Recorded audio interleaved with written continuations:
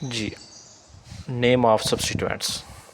Organic compound में हम देख रहे थे कि इनके नाम के दो हिस्से होते हैं, या पेरेंट नेम बाज़ औक़ात होता है, पेरेंट नेम है उसके साथ कोई साइड ग्रुप अटैच नहीं होता, तो वही हमारा ऑर्गेनिक कंपाउंड हो गया। जिस तरह पीछे हम पढ़ चुके हैं 1,4 ब्यूटन डाइओइक एसिड, ब्यूट 1 इन 3 आइन, तो इसमें कोई भी साइड ग्रुप नहीं है, एक ही स्ट्रेट चेन है और वो उसका नाम कंप्लीट हो गया।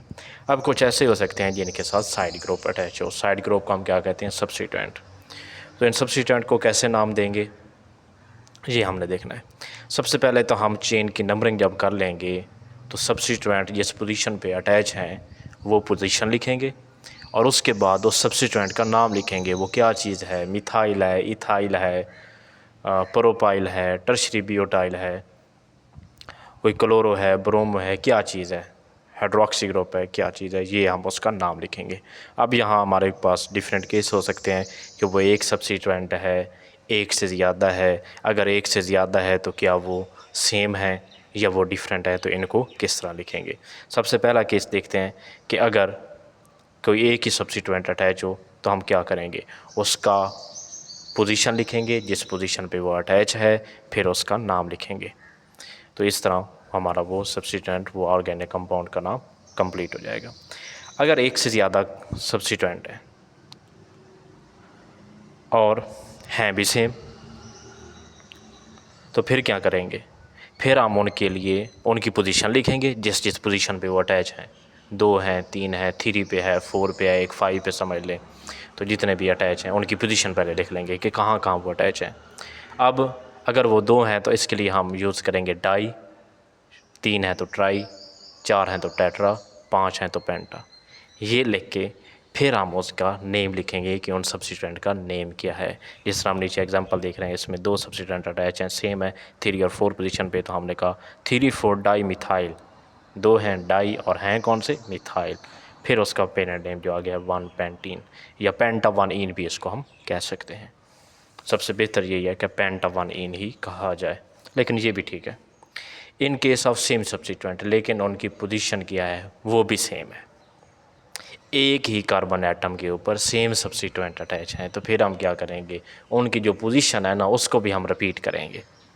अगर वहाँ एक ही पोजीशन पे 2 अटैच हैं तो उस पोजीशन को हम 2 दफ़ा रिपीट करेंगे। जिस तरह यहाँ 3 पोजीशन पे, 3rd पोजीशन पे 2 सब्स्टिट्यूएंट सेम हैं और अटैच हैं, तो इसके लिए हमने रिपीट की पोजीशन 3,3 डाईमिथाइल पेंटीन।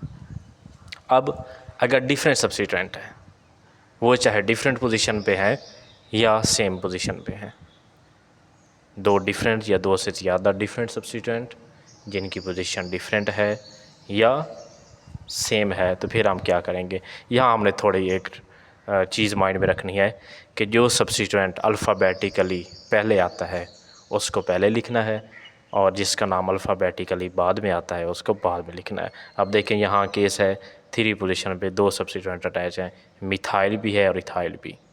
तो क्या हम मिथाइल पहले लिखेंगे, 3 मिथाइल पहले लिखेंगे या 3 इथाइल? तो इसमें हम देखेंगे अल्फ़ाबेटिकली ई पहले आता है, इथाइल का ई पहले आता है और एम बाद में आता है अल्फ़ाबेटिक में, तो हम इथाइल फंक्शन ग्रुप को सब्स्टिट्यूएंट को पहले लिखेंगे और दूसरा उसके बाद लिखेंगे।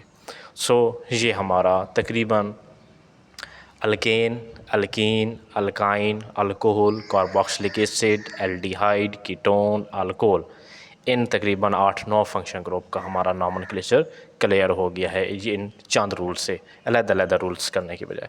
अब कुछ स्पेशल केस हैं, 3 फंक्शन ग्रुप हैं, ईथर है और दूसरा है, सॉरी वो फंक्शन ग्रुप नहीं है, एरोमेटिक कंपाउंड है और ईस्टर है।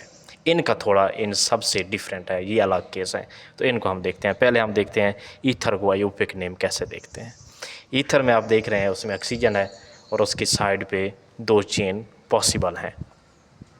अब ये जो 2 चेन हैं, जो ऑक्सीजन की एक लेफ़्ट साइड पे होगी, एक राइट साइड पे होगी, तो इसमें 2 पॉसिबिलिटीज़ हैं। ये भी हो सकता है कि दोनों जो चेन हैं उनकी लेंथ डिफरेंट हो, एक के अंदर कार्बन एटम की तादाद और हो, दूसरे के अंदर और हो, और दूसरा केस ज़ाहिर है यही हो सकता है कि सेम हो। इसके अलावा कोई तीसरी पॉसिबिलिटी तो नहीं है ना। तो इसके रूल्स भी 2 हैं, इसको कैसे ट्रीट करेंगे। अगर इसकी 2 अनइक्वल चेन हैं तो जो लॉन्ग चेन होगी, पहला रूल देखिए, long chain give the parent name. Long chain को हम पेरेंट नेम देंगे। पेरेंट नेम वो होता है जो हम एंड पे लिखते हैं, एज ए अल्केन, अल्केन के तौर पर। जिस तरह नीचे एग्जांपल देखें, ऑक्सीजन की लेफ़्ट साइड और राइट साइड देखें। इसकी जो लेफ़्ट साइड है यहाँ लॉन्ग चेन है, और लॉन्ग चेन में कार्बन कितने हैं, 2, और उनके दरमियान बॉन्ड कितना है, सिंगल। सो इसका नाम क्या होगा, ईथेन। तो इसको हम पेरेंट नेम लिखेंगे, मीन इसको एंड पे लिखेंगे। So clear.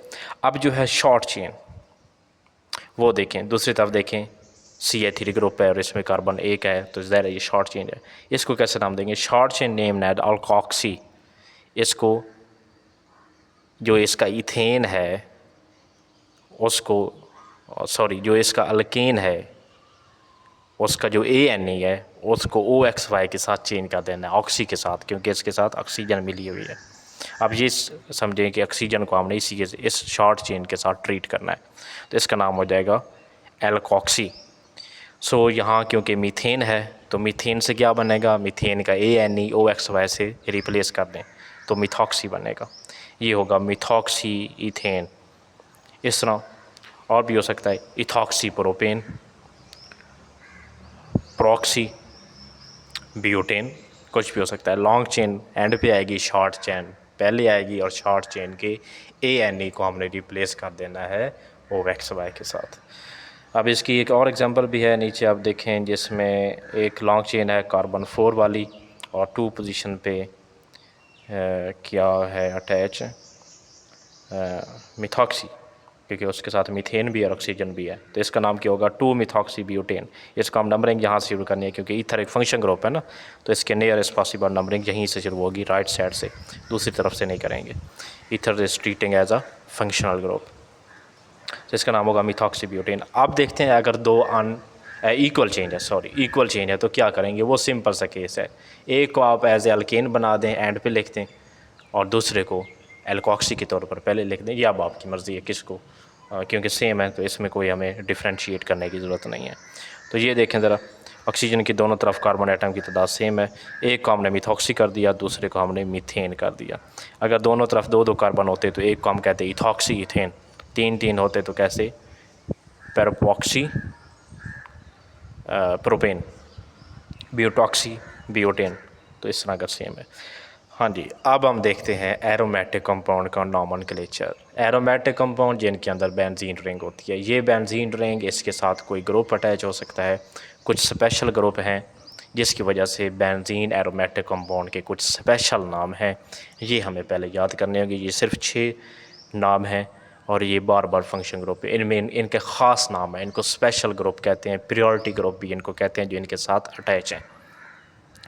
CH3 अगर बेंजीन रिंग के साथ अटैच हो, कहीं भी अटैच हो, किसी भी तरफ से अटैच हो, तो इसको हम कहेंगे टोलुइन। बेंजीन में से भी एक हाइड्रोजन निकलेगा, क्योंकि आपको पता है बेंजीन रिंग में कार्बन है, हाइड्रोजन के साथ वहाँ आके ये ग्रुप अटैच हो जाएगा। इस तरह अगर कहीं OH ग्रुप अटैच हो तो इस बेंजीन को हम कहेंगे फिनोल, बेंजीन रिंग को फिनोल। और अगर कहीं अमाइन ग्रुप अटैच हो तो एनिलीन, और अगर कार्बोक्सिलिक ग्रुप अटैच हो COOH तो बेंजोइक एसिड इसको कहेंगे। और अगर बेंजीन रिंग के साथ एल्डिहाइड ग्रुप अटैच हो तो इसको कहेंगे बेंजल्डिहाइड। और अगर इसके साथ सल्फोनिक एसिड अटैच हो SO3H तो इसको हम कहेंगे बेंजीन सल्फोनिक एसिड। अब ज़रा प्रियोरिटी ऑर्डर फंक्शन ग्रुप पहले भी हम डिस्कस कर चुके थे, अब यहाँ दोबारा देख लें। यहाँ जो मेन फंक्शन ग्रुप हैं जो इनके साथ अटैच हैं उनको आप देखें कि ये भी मॉलिक्यूलर वेट की बुनियाद पर इसको प्रायोरिटी दी जाती है। तो जो है कार्बोक्सिलिक ग्रुप, इसको हाई प्रायोरिटी होगी, फिर एल्डिहाइड, फिर अल्कोहल ग्रुप, फिर अमाइन, और फिर आर ग्रुप। आर कोई फंक्शन ग्रुप तो नहीं है, लेकिन इसको हम लोअर प्रायोरिटी देंगे। टोलुइन को मीन्स हम लोअर प्रायोरिटी देंगे। इससे आगे इनका आयोपिक नेम है वो अगले लेक्चर में इंशाल्लाह डिस्कस करेंगे।